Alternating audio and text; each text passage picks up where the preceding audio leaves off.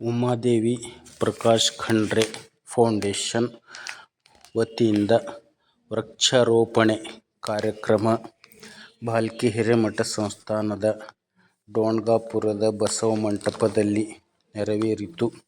ಉಮಾದೇವಿ ಪ್ರಕಾಶ್ ಖಂಡ್ರೆ ಅವರು ಬಸವಮಂಟಪದ ಪೂಜ್ಯ ದೇವಮ್ಮ ತಾಯಿ ಅವರಿಗೆ ಗೌರವ ಸನ್ಮಾನ ನೆರವೇರಿಸಿದರು. ಪೂಜ್ಯ ದೇವಮ್ಮ ತಾಯಿ ಅವರು ಉಮಾದೇವಿ ಪ್ರಕಾಶ್ ಖಂಡ್ರೆ ಅವರಿಗೆ ಗೌರವ ಆಶೀರ್ವಾದ ಮಾಡಿ ಡೋಣಗಾಪುರದ ಬಸವ ಮಂಟಪದಲ್ಲಿ ವೃಕ್ಷಗಳನ್ನು ನೆಟ್ಟಿದರು. ತೆಂಗಿನ ಸಸಿಗಳನ್ನು ನೆಟ್ಟಿ ವೃಕ್ಷಾರೋಪಣೆ ಕಾರ್ಯಕ್ರಮವನ್ನು ನೆರವೇರಿಸಿದರು.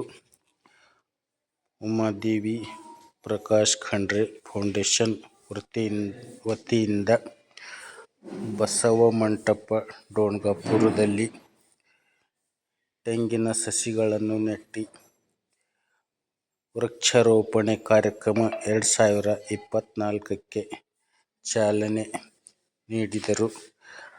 ಫೌಂಡೇಶನ್ನ ಅಧ್ಯಕ್ಷರಾದ ಉಮಾದೇವಿ ಪ್ರಕಾಶ್ ಖಂಡ್ರೆ